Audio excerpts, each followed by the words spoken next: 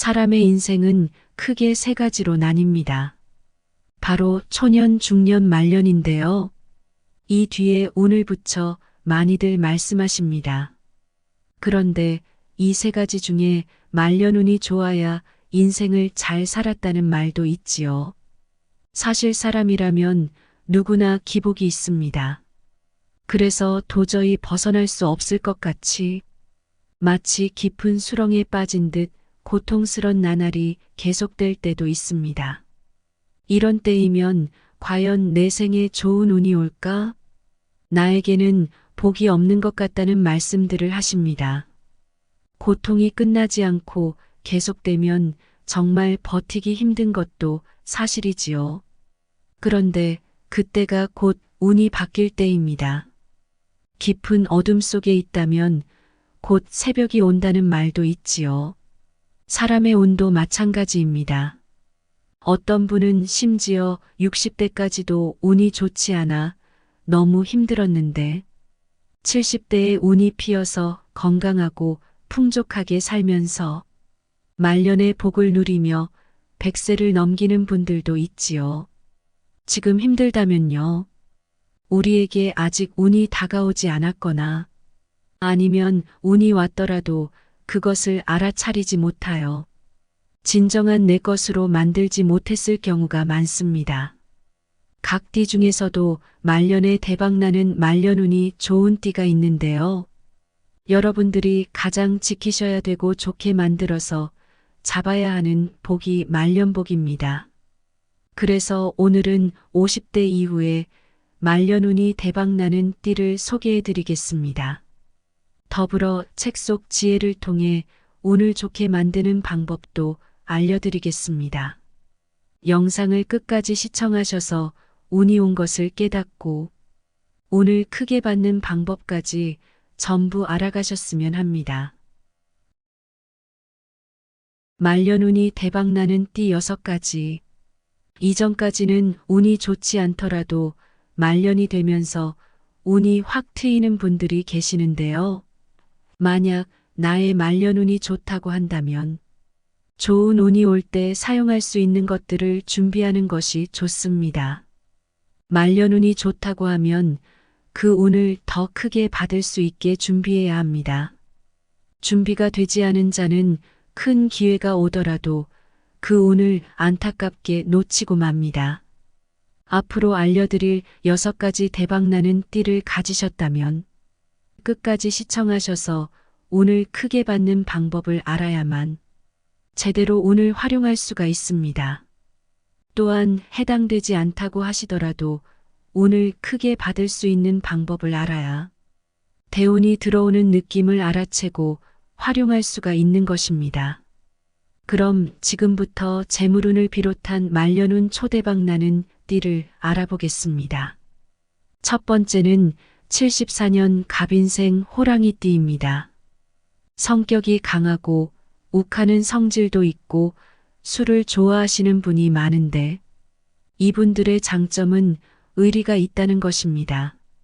나이가 50살이 넘어서 내 힘보다는 주위 사람들의 도움으로 그동안 빛을 못 봤다고 하면 빛이 나고 원래 일도 더더욱 잘 되는 운세가 들어와 있습니다.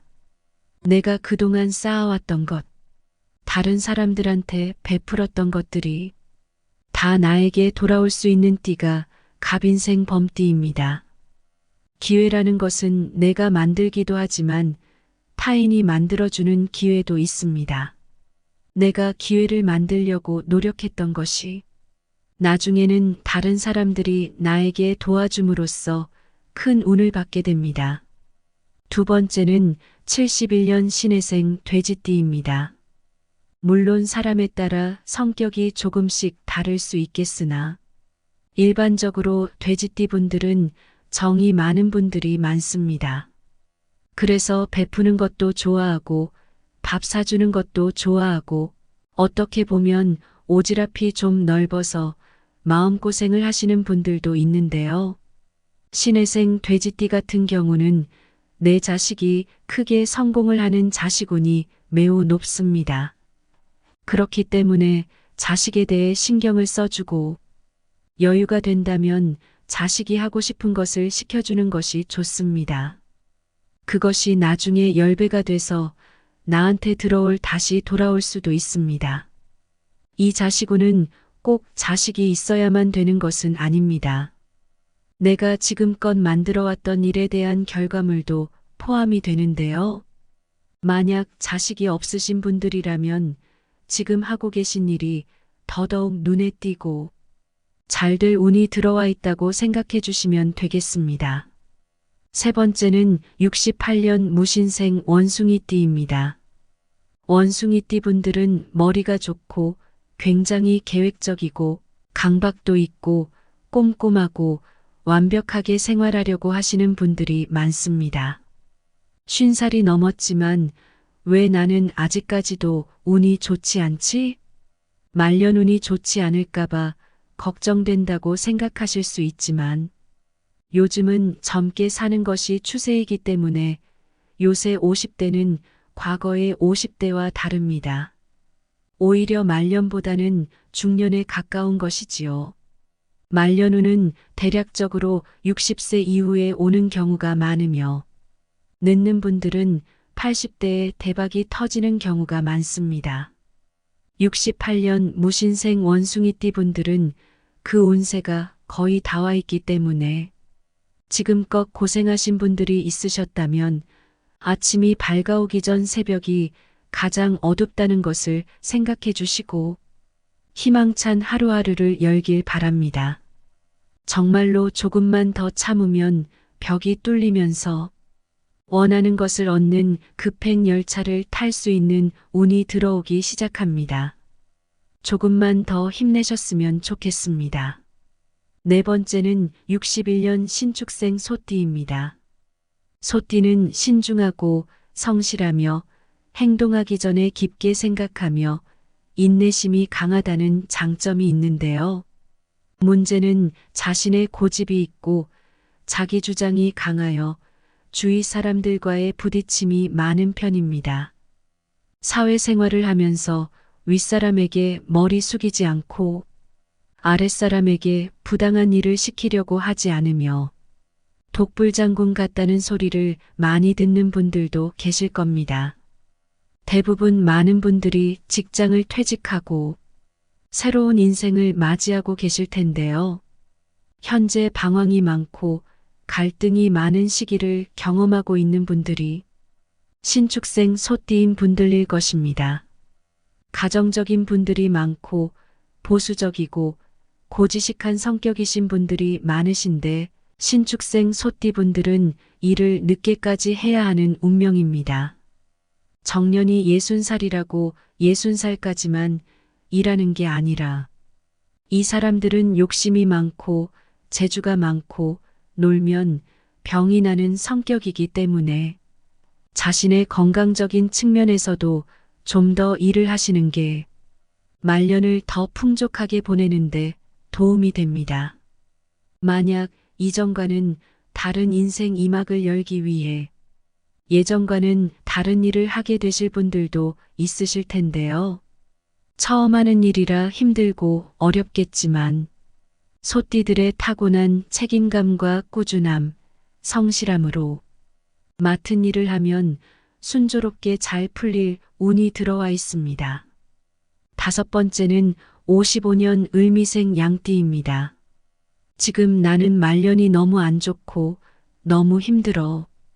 왜 자식들이 자꾸 속을 썩이지 이렇게 고민을 하고 스트레스를 받으시는 분들이 계실 것입니다. 다만 을미생 양띠는 칠순부터 잘 풀릴 수 있는 운이 들어옵니다. 사람이 죽을 복이 있어야 된다는 말이 있습니다.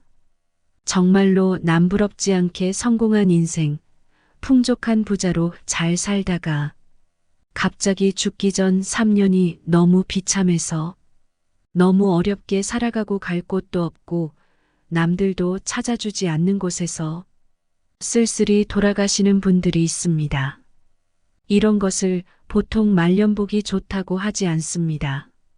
그렇기 때문에 을미생 양띠는 70대부터는 조금씩 내 주변이 잔잔하게 안정이 되고 건강하게 오래 복을 누리는 운명이라고 볼 수 있습니다.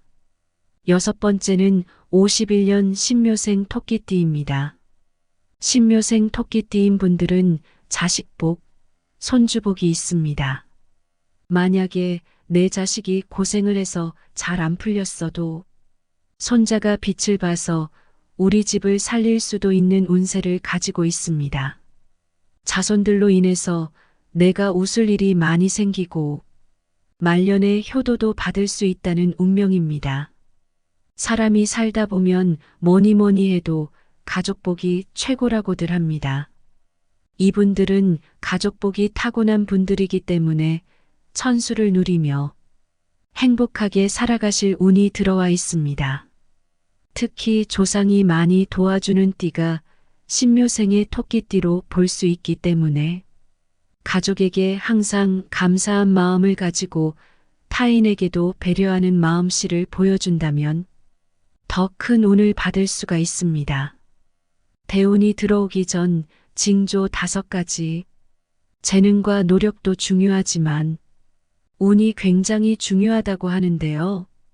이 운을 만들기 위해서는 운이 들어오는 징조, 그 찰나를 잘 알아채야 합니다. 대운이 오기 전 고난과 시련이 닥쳐옵니다. 자꾸만 안 좋은 일이 생기는 건 좋은 일이 생기려는 전조 증상이기도 한데요. 주변의 모든 인연이 끊어져서 외로우신가요? 악연이 다 끊기고 주변 인간관계가 좋은 쪽으로 정리되는 과정입니다. 사람은 고통을 받는 상황에서 성장합니다. 비 온 뒤 땅이 굳어지는 법이지요. 운이 좋아지기 전에 나타나는 공통적인 현상이 있는데요. 첫 번째, 긍정적인 말과 생각이 나에게 붙습니다. 이상하게 전보다 더 편안해지고 긍정적인 마음이 듭니다. 하늘은 스스로 돕는 자를 돕는 것처럼 좋은 기운이 나에게 마구 들어오는 느낌이 듭니다. 괜히 타인에게 좋은 말을 하나라도 더 하고 싶은 생각이 들지요. 옛 현인들도 긍정적이고 남을 배려하는 말버릇의 중요성을 강조했습니다. 운은 나의 말과 행동에서부터 시작합니다. 그래서 바닥일수록 부정적인 말을 하고 남을 험담하고 지적하기보다는 좋은 말로 바꿔 말해보는 연습을 해야 합니다. 그래야 좋은 운을 받을 수 있는 그릇이 커집니다. 일이 잘 안 풀려 힘들 때에는 스스로의 몸과 마음을 닦는데 힘써야 하지요. 행운이란 기회를 알아보는 감각이며 그것을 이용하는 능력입니다.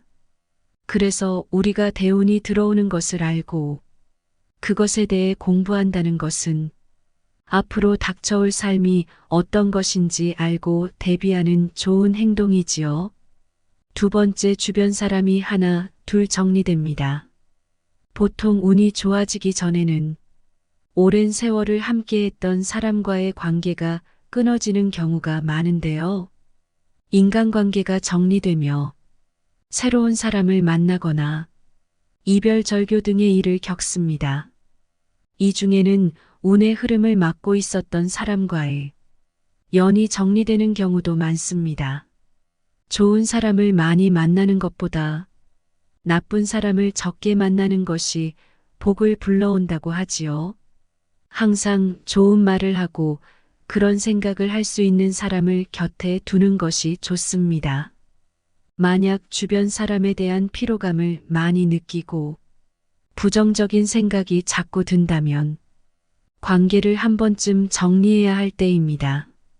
버려야 비로소 채워지는 것처럼 나쁜 인연을 비워야 좋은 인연이 채워집니다. 세 번째, 얼굴 안색이 바뀝니다. 왠지 모르게 얼굴의 색이 좋은 쪽으로 바뀝니다. 눈이 밝아지고 이마와 볼은 깨끗해지기 시작합니다. 얼굴빛이 바뀌면서 아픈 것은 하나씩 빠져나간다고 보면 됩니다. 그래서 오랜만에 지인을 만나면 와, 무슨 좋은 일이 있어? 라는 말을 듣는 분들도 계시지요. 다른 사람들이 느낄 정도로 나의 성격과 말투에도 변화가 일어납니다. 칭찬하고 감사하는 마음이 생깁니다. 몸에는 살이 보기 좋게 붙어 건강한 모습을 드러내고 인상이 부드러워집니다. 목소리에도 기운이 생깁니다. 좋아진 인상은 다시 좋은 운을 만듭니다. 네 번째, 나를 도와줄 귀인이 나타납니다. 운은 사람을 통해 오는데요. 주변에 어떤 사람이 모여드는지만 봐도 지금 운이 좋은지 안 좋은지를 알 수 있다고 하지요. 강력한 귀인은 일반적으로 사람을 통해 소개받는 경우가 많습니다. 대운이 오기 전에는 만나는 사람이 바뀐다고 볼 수 있습니다. 인간관계가 바뀌는 것처럼요. 귀인으로 인해 우리의 가치관도 변하게 되고 새로운 인생의 깨달음도 얻습니다. 그렇다면 새로운 인연이 귀인인지는 어떻게 알 수 있을까요? 귀인을 처음 만나면 눈이 확 트이는 느낌이 듭니다. 또 괜히 모르게 예전부터 알던 사람처럼 편안한 감정이 듭니다. 몇 번 만나면 감동이 밀려옵니다. 그리고 가치관이 잘 맞는다는 생각과 함께 인생의 문제에 대한 해결책을 찾아낸 듯한 느낌을 받습니다. 다섯 번째, 지금까지의 생각이 차차 바뀌기 시작합니다. 만약 매사에 불만, 불평, 남 탓, 부정적인 생각이 있어서 고통스러웠다면 이제는 이것들이 반대로 나타나는데요. 긍정적인 생각을 하게 되면서 긍정적인 마음가짐도 들어옵니다. 내가 하려고 힘들게 애쓰지 않아도 자연스럽게 여유가 생깁니다. 그래서 어떤 문제가 생기더라도 화를 버럭 내거나 상대와 자꾸 싸우려고 하기보다는 괜찮아, 그럴 수도 있지라는 마음으로 바뀝니다. 이렇게 생각이 바뀌게 되면서 내 행동과 습관들도 바뀌기 시작하고 긍정적인 에너지를 불러옵니다. 사람은 누구나 일생에 한 번은 대운을 받을 수가 있습니다. 비록 지금 운을 받지 못해서 힘들고 어려운 시기를 보내고 있더라도 꾸준히 노력하고 정진해야 합니다. 운을 받기 전 준비해야 할 것 두 가지. 첫 번째, 하지 말아야 할 것을 알아야 합니다. 부정적인 것 하나를 극복하려면 네 가지 긍정적인 것이 필요하다는 긍정성 대 부정성 비율 4대1이 있습니다. 미국 워싱턴 대학교 심리학과 존 고트먼 교수는 10년 동안 700쌍의 부부를 대상으로 부부의 대화를 조사했는데 행복한 부부관계를 위해서는 부부간 대화에서 칭찬과 비난의 비율이 5대1이 되어야 한다고 주장했다고 합니다. 사실 운은 인간으로부터 옵니다. 가장 가까운 사람으로부터 오지요. 그래서 인간관계는 가까울수록 더 신경 쓰고 아껴야 합니다. 가까울수록 상대의 단점을 건드리지 말고 자존심을 핥히지 말고 비난하지 말아야 합니다. 가까울수록 장점을 말하고 존중하고 칭찬해야 합니다. 누구나 대인관계에서 크든 작든 상처받은 경험이 있을 겁니다. 늘 좋았던 관계가 상대의 날카로운 말 한마디나 행동에 의해 상처가 되어 돌이킬 수 없는 관계가 된 경험도 있을 것입니다. 내가 다른 사람에게 상처를 준 경험은 없는지 살펴보는 것도 중요합니다. 내가 의도했든 아니든 내가 누군가에게 상처를 받듯 나도 누군가에게 상처를 줄 수 있으니까요. 만약 내가 내 주위 사람들에게 상처 주는 말이나 행동을 한번 했다면 이를 만회하기 위해서 최소 4-5번은 잘해줘야 합니다. 만약 상대방에게 잘못한 게 있다면 만회의 이벤트를 하기보다 가장 먼저 진심을 담은 사과를 해야 합니다. 하지만 대인관계에서 이보다 더 좋은 것은 좋은 말, 좋은 행동을 해주는 것보다 상대방이 싫어하거나 상처 주는 말 또는 행동을 하지 않는 것입니다. 단 한 번의 부정적인 말과 행동이 상대에게는 치명적으로 다가가기 때문입니다. 특히 감정적으로 상호 영향력이 높은 연인 혹은 부부 사이엔 상대방이 싫어하는 말이나 행동을 하지 않는 것이 좋은 관계에 훨씬 도움이 됩니다. 자녀와의 사이에서도 좋은 부모가 되려고 무리하기보다는 화내고 윽박지르는 나쁜 부모가 되지 않는 것이 좋은 관계를 유지하는데 훨씬 효과적입니다.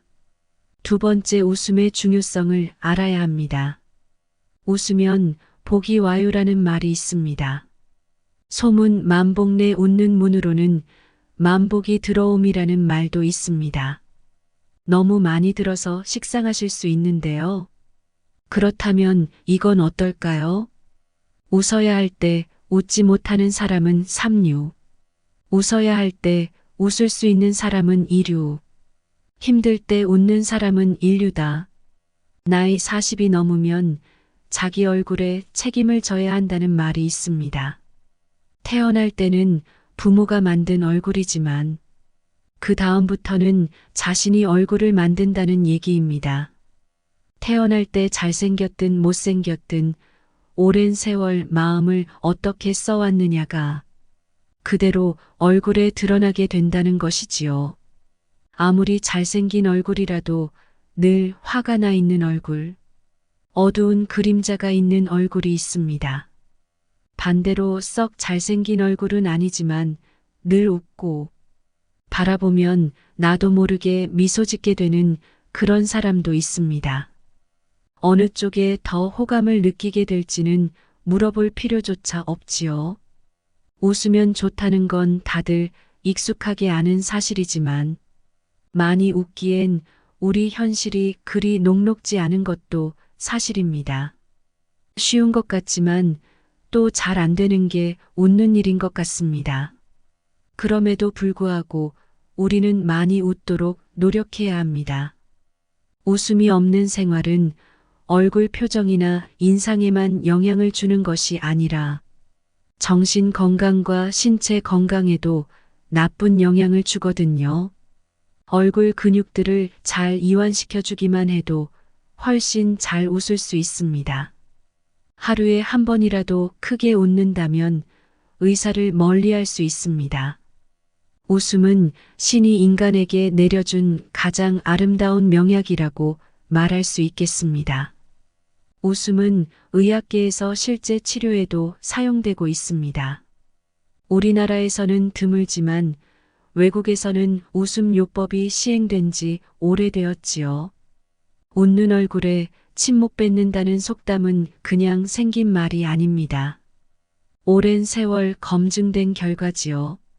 내가 먼저 웃으면 상대방도 잘 대해줍니다.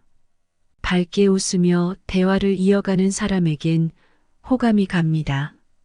미소가 가득한 얼굴은 더욱 아름다워 보이고 신뢰감도 상승합니다. 밝게 웃는 사람에게는 유대감도 깊어지고 그 밝은 에너지는 주위로 잘 전이되어 좋은 사람이 모입니다. 이렇듯 웃음은 인간관계에도 사회생활에도 도움이 됩니다. 그러니 운을 위해서는 웃는 것이 다다익선. 많이 웃으면 웃을수록 좋습니다. 혹시 웃을 일이 있어야 웃지라고 생각하고 계신가요? 웃어야 웃을 일이 생긴다라고 말하고 싶습니다. 안면 피드백 이론에 의하면 우리의 감정은 얼굴 표정에 영향을 받습니다. 표정을 통해 우리의 감정을 조절하고 원하는 방향으로 이끌 수 있다는 말이지요. 즉, 기분이 좋을 때만 웃는 것이 아니라 웃음으로써 기분을 좋게 만들 수 있습니다. 안 좋은 일이 생겼을 때 웃을 수 있을까요? 웃을 여유조차 없는데 어떻게 웃느냐고 반문할지 모릅니다. 그러나 가장 심하게 고통받는 순간에도 웃음이 고통을 줄여줄 수 있습니다. 웃음은 몸과 마음이 아플 때 견딜 힘을 주는 엔돌핀, 엔케팔린 같은 뇌신경 전달 물질이 많이 분비되도록 합니다. 또 행복신경 전달 물질인 도파민, 세로토닌을 분비하고 증가시킵니다. 억지로 웃어도 효과가 있습니다. 억지로 웃어도 얼굴의 근육들이 움직여 뇌 신호를 보내면 우리 뇌는 웃는 일이 있는 것으로 생각하고 후속 일들을 처리합니다. 그러니 이제부터 기회가 닿는 대로 웃어보면 어떨까요? 운을 좋게 만드는 방법 2가지. 우리가 살다 보면 화가 날 때가 종종 있습니다. 그런데 이 화가 나는 것은 인간으로서 당연한 일입니다. 다만 이 화를 잘 처리하는 방법이 중요한데요. 이것을 알아야 운을 좋게 할 수가 있습니다. 불교에서는 시기, 절망, 미움, 두려움 등은 모두 우리 마음을 고통스럽게 하는 독이며 이들을 하나로 묶어 화라고 말합니다. 스님은 화를 잘 다스리는 것이야말로 마음의 평화를 얻는 길이며 먼저 화를 내는 자신의 내면 상태를 들여다보라고 말했지요. 화는 비록 그것이 정당한 이유를 갖고 있더라도 화를 내므로써 생기는 피해는 고스란히 자신에게 돌아옵니다. 그러나 화를 억지로 참으라고 하지 않습니다. 함부로 떼어낼 수 없는 신체 장기처럼 화도 우리의 일부이므로 억지로 참거나 제거하려 애쓸 필요가 없다는 것입니다. 화를 낸다는 것은 웃고 우는 것처럼 인간이 가진 자연스러운 감정의 표현입니다. 그런데 한참 동안 화를 내다 보면 정작 자신이 왜 화를 내게 되었는지 그 이유를 곧잘 잊어버리기도 하지요. 우리는 오직 화를 배출하는데 급급합니다. 화를 내는 것이 화를 푸는 근본 해결책은 아닙니다. 화가 난 진짜 이유를 자각하고 스스로는 화를 다스릴 줄 알아야 하는 것이지요. 울고 있는 아이처럼 화를 보듬고 달래야 하며 감자가 익기를 기다리는 것처럼 화를 당장 분출하기보다 가라앉히는 시간을 가져야 합니다. 화를 내는 것이 습관화되어 있는 사람들이 있습니다. 일상의 모든 일들에 짜증을 내고 화를 냅니다. 엘리베이터가 빨리 내려가지 않으면 화를 내고 빨리 내려가면 어지럽다고 투덜거립니다. 앞차의 운전자가 조금만 꾸물거리면 운전을 못한다고 화를 내고 자동 판매기가 고장나면 관리를 제대로 안 한다고 화를 냅니다. 곳곳에 화를 낼 거리가 있는 셈이지요. 그런데 이처럼 사소한 일에 화를 내는 것은 사소한 것에 목숨을 거는 것과 같습니다. 미국 의학대학 교수는 화나는 일을 당할 때마다 소리를 지르면서 싸우는 건 마치 자신의 목숨을 서서히 잃기 위해 독약을 매일 조금씩 먹는 것과 같다고 했습니다. 화를 독약에 비유하다니 너무 과장하는 것 아닌가 생각하시나요? 화를 내는 것이 진짜로 독약을 먹는 것과 같이 안 좋은지 이와 관련된 실험이 있습니다. 사람이 화를 낼 때 나오는 숨을 냉각시킨 뒤에 그 침전물을 쥐에게 주사했더니 쥐가 단 몇 분 만에 죽었다고 합니다. 즉, 우리가 화를 낼 때 진짜로 독소를 만들어낸다는 것을 알 수 있습니다. 살다 보면 화를 전혀 내지 않고 살 수는 없습니다. 문제는 자신에게 다가오는 분노를 어떻게 다루는지입니다. 화를 내는 것은 중독성이 있어서 화를 1번, 2번 내다가 보면 더 자주 폭발하게 됩니다. 더 중요한 건 화를 낸다고 해서 문제가 해결되는 것도 아니라는 점입니다. 오히려 문제는 해결되지 않고 자신의 건강만 나빠지게 되는 것이지요. 화를 자주 강하게 낼수록 하늘나라 구경을 서두르는 것이나 마찬가지입니다. 따라서 감정이 격해지는 순간은 짧게 하고 스스로 감정을 조절하여 마음의 평온을 유지하는 것이 중요합니다.